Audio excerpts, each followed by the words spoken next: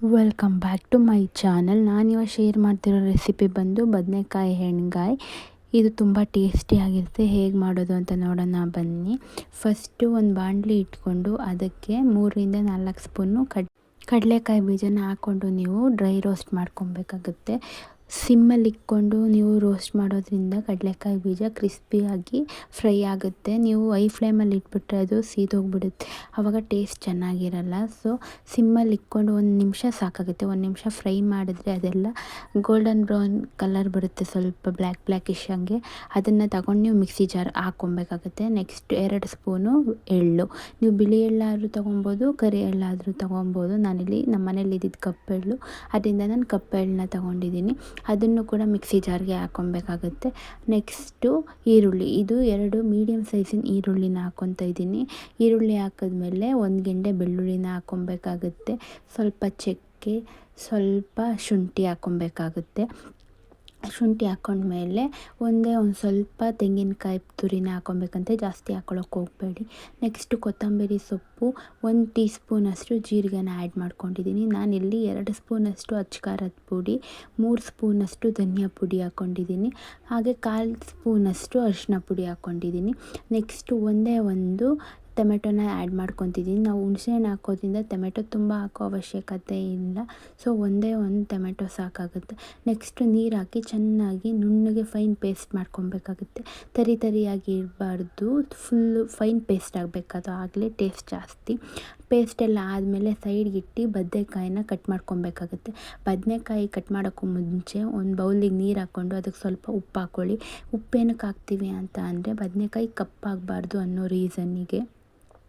ಬದನೆಕಾಯಿನ cut ಮಾಡಬೇಕಾದ್ರೆ ನೀವು ಹುಷಾರಾಗಿ ಮಾಡಬೇಕಾಗುತ್ತೆ, ಯಾಕಂದರೆ ಇದು ಈ ಥರ ಕಟ್ ಮಾಡ್ತಿರೋದ್ರಿಂದ ಹುಳು ಇರೋದು ಗೊತ್ತಾಗಲ್ಲ. ಕ್ಲೀನಾಗಿ ಎಲ್ಲ ಓಪನ್ ಮಾಡಿ ಹುಳು ಇದೆಯೋ ಇಲ್ವೋ ಚೆಕ್ ಮಾಡಿ ಆದಮೇಲೆ ನೀವು ಆ ಬದನೆಕಾಯಿ ಒಳಗಡೆಗೆ ಸ್ಟಫಿಂಗ್ನ ತುಂಬಬೇಕಾಗುತ್ತೆ. ಇಲ್ಲಾಂದರೆ ಹುಳುನು ಬೇಯಿಸೋ ಚಾನ್ಸಸ್ ಇರುತ್ತೆ. ಬದನೆಕಾಯಿ ತುಂಬ ಹುಳು ಇರುತ್ತೆ. ಈ ಥರ ಗುಂಡು ಬದನೆಕಾಯಲ್ಲಿ ಹುಳು ತುಂಬ. ಗ್ರೀನ್ ಇದೇ ಥರ ದುಂಡು ಬದನೆಕಾಯಲ್ಲಿ ಗ್ರೀನ್ ಬದನೆಕಾಯಿ ಸಿಗುತ್ತೆ, ಅದು ಪ್ಯೂರ್ ನಾಟಿ. ನನಗೆ ಅದು ಸಿಕ್ಕಿಲ್ಲ, ನನಗೆ ಸಿಕ್ಕಿದ್ದೆ ಈ ಬದನೆಕಾಯಿ, ಅದರಿಂದ ನಾನು ಈ ಬದನೆಕಾಯಲ್ಲೇ ಮಾಡ್ತಿದ್ದೀನಿ. ಬಟ್ ನೋಡಿಕೊಂಡು ಒಂದ್ಸಲ ಕ್ರಾಸ್ ಚೆಕ್ ಮಾಡಿ ಮಾಡ್ಕೋಬೋದು. ತುಂಬಾ ಟೇಸ್ಟಿಯಾಗಿರುತ್ತೆ ಅಂತಲೇ ಹೇಳ್ಬೋದು. ಹೀಗೆಲ್ಲ ಬದನೆಕಾಯಿನೂ ಕಟ್ ಮಾಡಿ ನೀವು ಸ್ಟಫಿಂಗ್ನ ಸ್ಟಾರ್ಟ್ ಮಾಡ್ಬೋದು. ನೋಡಿ ಇಲ್ಲಿ ಇಷ್ಟು ಬದನೆಕಾಯಿ ವೇಸ್ಟ್ ಆಯಿತು ನಾನು ಕಟ್ ಮಾಡಬೇಕಾದ್ರೆ. ಈಗ ರುಬ್ಬಿರೋ ಮಸಾಲಾನ ಈ ಬದನೆಕಾಯಿ ಒಳಗಡೆ ನಾವು ಸ್ಟಫ್ ಮಾಡಬೇಕಾಗುತ್ತೆ. ನೋಡಿ, ಕೆಲವ್ರು ಕೈಯಲ್ಲಿ ಮಾಡ್ತಾರೆ, ಕೆಲವರು ಸ್ಪೂನಲ್ಲಿ ಮಾಡ್ತಾರೆ. ಬಟ್ ಅದು ಥಿಕ್ನೆಸ್ ಇರಬೇಕು, ತುಂಬ ನೀರಾಗಿ ಇರೋದು ಬೇಡ. ಈ ಕನ್ಸಿಸ್ಟೆನ್ಸಿ ಇದ್ದರೆ ಓಕೆ ಸಾಕು. ಈ ಥರ ಸ್ಟಫ್ ಮಾಡಿ ನೀವು ಒಂದು ಸೈಡಿಗೆ ಇಟ್ಕೊಬೇಕಾಗುತ್ತೆ. ತುಂಬ ನೀರು ಥರ ಆಗಿಬಿಟ್ರೆ ಅದು ಸ್ಟಫ್ ನಿಂತ್ಕೊಳ್ಳಲ್ಲ, ಆಚೆ ಬರೋ ಚಾನ್ಸಸ್ ಇರುತ್ತೆ. ಆದ್ದರಿಂದ ಗಟ್ಟಿಯಾಗೇ ರುಬ್ಕೊಳ್ಳಿ. ಈಗ ನೋಡಿ ಫೈನಲಿ ಇದೆಲ್ಲ ಆದಮೇಲೆ ನಾನಿವಾಗ ಒಗ್ಗರಣೆಗೆ ಇಡ್ತಾಯಿದ್ದೀನಿ. ನೆಕ್ಸ್ಟ್ ಬಾಣಲಿ ಇಟ್ಟು ನಾನು ಅದೇ ಫ್ರೈ ಪ್ಯಾನ್ನೇ ತೊಗೊಂಡಿದ್ದೀನಿ. ಆ ಪ್ಯಾನಿಗೆ ಎಣ್ಣೆ ಹಾಕಿ 4-5 ಸ್ಪೂನ್ ಎಣ್ಣೆ ಹಾಕಿ 1 ಸ್ಪೂನ್ ಸಾಸಿವೆ ಹಾಕ್ತಿದ್ದೀನಿ. ಸಾಸಿವೆ ಸಿಡಿತಿರ್ಬೇಕಾದ್ರೆ ಈರುಳ್ಳಿ ಸೇರಿಸ್ತಾಯಿದ್ದೀನಿ. ನಾನು ರುಬ್ಬೇಕಾದ್ರೆ 2 ಈರುಳ್ಳಿ ಹಾಕಿರೋದ್ರಿಂದ ಇಲ್ಲೂ ಮೀಡಿಯಮ್ ಸೈಜ್ದು 2 ಈರುಳ್ಳಿ ತೊಗೊಂಡಿದ್ದೀನಿ ಸಾಕು ಅಂತ. ಇಷ್ಟೇ ಸಾಕು, ತುಂಬ ಜಾಸ್ತಿ ಏನು ಬೇಡ. ನಿಮಗೆ ಈರುಳ್ಳಿ ಜಾಸ್ತಿ ಬೇಕು ಅಂದರೆ ನೀವು ಇನ್ನೊಂದು ಕೂಡ ಆ್ಯಡ್ ಮಾಡ್ಕೊಬೋದು. ಈಗ ಸ್ವಲ್ಪ ಉಪ್ಪನ್ನ ಸೇರಿಸಿ ಎಲ್ಲನೂ ಮಿಕ್ಸ್ ಮಾಡ್ಕೊತಿದ್ದೀನಿ. ಈ ಬದನೆಕಾಯಿ ಎಣ್ಗಾಯಿ ತುಂಬ ಥರ ಮಾಡ್ತಾರೆ. ಕೆಲವರು ಸ್ಟಫ್ ಮಾಡಿ ಮಾಡ್ತಾರೆ, ಕೆಲವರು ಹಾಗೆ ಡೈರೆಕ್ಟಾಗಿ ಮಾಡ್ತಾರೆ. ನಾನಿಲ್ಲಿ ನಿಮ್ಗೆ ಮಾಡ್ತಿರೋದು ಸ್ಟಫ್ ಮಾಡಿ. ಈಗ ಸ್ವಲ್ಪ ಉಪ್ಪು, ಸ್ವಲ್ಪ ಕರಿಬೇವಿನ ಸೊಪ್ಪನ್ನ ಹಾಕಿ ಫ್ರೈ ಮಾಡ್ಕೊತಿದ್ದೀನಿ. ಇದು ಸ್ವಲ್ಪ ಅಂದರೆ ಗೋಲ್ಡನ್ ಬ್ರೌನ್ ಬರೋವರೆಗೂ ಏನು ವೆಯ್ಟ್ ಮಾಡೋದು ಬೇಡ, ಸ್ವಲ್ಪ ಬೆಂದರೆ ಸಾಕು ಈರುಳ್ಳಿ. ಆ ಬೆಂದಿರೋದಕ್ಕೆ ನೀವು ಬದನೆಕಾಯಿನ ಆ್ಯಡ್ ಮಾಡ್ಕೊಬೇಕಾಗುತ್ತೆ. ಈಗ ನಾನು ಸ್ಟಫ್ ಮಾಡಿರೋ ಎಲ್ಲ ಬದನೆಕಾಯಿನೂ ಆ್ಯಡ್ ಮಾಡ್ಕೊತಿದ್ದೀನಿ. ತುಂಬ ಟೇಸ್ಟಿಯಾಗಿರುತ್ತೆ. ನೀವು ಆದರೆ ಕಂಟಿನ್ಯೂಸ್ ಆಗಿ ಅದನ್ನು ಬೇಯಿಸ್ತಾ ಇರಬೇಕಾಗುತ್ತೆ, ಇಲ್ಲಾಂದರೆ ಸ್ವಲ್ಪ ತಳ ಹಿಡಿದು ಬಿಡುತ್ತೆ ನೀವು ಮಸಾಲ ಹಾಕಿದ್ಮೇಲೆ. ಆದ್ದರಿಂದ ಬದನೆಕಾಯಿ ಎಲ್ಲ ಹಾಕಿ ಸ್ವಲ್ಪನೇ ನೀವು ಮಿಕ್ಸ್ ಮಾಡ್ತಾ ಬರಬೇಕಾಗುತ್ತೆ. ಇಲ್ಲಾಂದರೆ ಅಲ್ಲಿ ಎಣ್ಣೆ ಇರುತ್ತೆ ಅಲ್ಲ, ಮಸಾಲೆ ಸ್ವಲ್ಪ ತಳ ಹಿಡಿಯೋ ಚಾನ್ಸಸ್ ಇರುತ್ತೆ. ಆದ್ದರಿಂದ ಅದನ್ನ ಮಿಕ್ಸ್ ಮಾಡ್ತಾ ಬರಬೇಕಾಗುತ್ತೆ.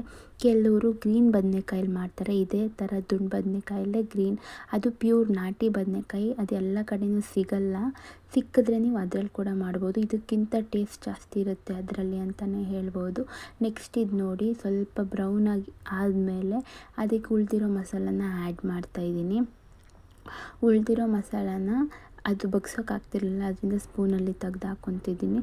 ಈಗ ಉಳಿದಿರೋ ಮಸಾಲಾಗೆ ಸ್ವಲ್ಪ ಹುಣಸೆ ಹಣ್ಣನ್ನ ನೀವು ನೆನೆ ಹಾಕ್ಕೊಬೇಕಾಗುತ್ತೆ. ಒಂದು ನಿಂಬೆಹಣ್ಣು ಗಾತ್ರದ್ದಾದರೆ ಸಾಕಾಗುತ್ತೆ, ತುಂಬ ಹುಳಿನೂ ಬೇಕಾಗಿಲ್ಲ. ಆದ್ದರಿಂದ ನೋಡಿ ಹುಣಸೆ ಹಣ್ಣು ಹುಳಿನೂ ಬಿಟ್ಟಿದ್ದೀನಿ ನಾನು, ಬಿಟ್ಟು ಮಿಕ್ಸ್ ಮಾಡ್ಕೊಬೇಕಾಗುತ್ತೆ. ನಿಮಗೆ ಗೊಜ್ಜು ಟೈಪ್ ಬೇಕಂದರೆ ನೀವು ಇನ್ನೂ ಸ್ವಲ್ಪ ನೀರು ಹಾಕ್ಕೊಬೋದು. ಇಲ್ಲ ತೀರಾ ನಮಗೆ ಸ್ವಲ್ಪ ಗೊಜ್ಜು ಬೇಕು ಅಂತ ಅಂದರೆ ನೀವು ಸ್ವಲ್ಪ ನೀರು ಹಾಕ್ಕೊಬೇಕಾಗುತ್ತೆ. ಕೊನೆಗೆ ನೋಡಿ ಇಲ್ಲಿ ಸ್ವಲ್ಪ ಉಪ್ಪನ್ನ ಆ್ಯಡ್ ಮಾಡಿ ಮಿಕ್ಸ್ ಮಾಡಿಕೊಂಡು ಪ್ಲೇಟ್ನ ಕ್ಲೋಸ್ ಮಾಡಿ ನೀವು 3-4 ನಿಮಿಷ ಬೇಯಿಸಿದ್ರೆ ಬದನೆಕಾಯಿ ಎಣ್ಗಾಯಿ ರೆಡಿಯಾಗಿರುತ್ತೆ.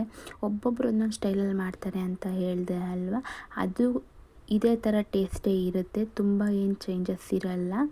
ಅವರು ಸ್ಟಫ್ ಮಾಡಿ ಮಾಡ್ತೀವಿ ನಾವು, ಅವರು ಡೈರೆಕ್ಟಾಗಿ ಎಣ್ಣೆಗೆ ಬಿಟ್ಟು ಬದನೆಕಾಯಿನ ಫ್ರೈ ಮಾಡಿ ಆದಮೇಲೆ ಮಸಾಲಾನ ಆ್ಯಡ್ ಮಾಡ್ತಾರೆ ಅಷ್ಟೇ. ಬಟ್ ಇದು ತುಂಬ ಟೇಸ್ಟಿಯಾಗಿರುತ್ತೆ ಅಂತಲೇ ಹೇಳ್ಬೋದು. ಈ ಥರ ಹೆಚ್ಚಿನ ಫುಡ್ ಕಂಟೆಂಟ್ಗಾಗಿ ನನ್ನ ಚಾನಲ್ನ ಸಬ್ಸ್ಕ್ರೈಬ್ ಮಾಡ್ಕೊಳ್ಳಿ. Thank you for watching.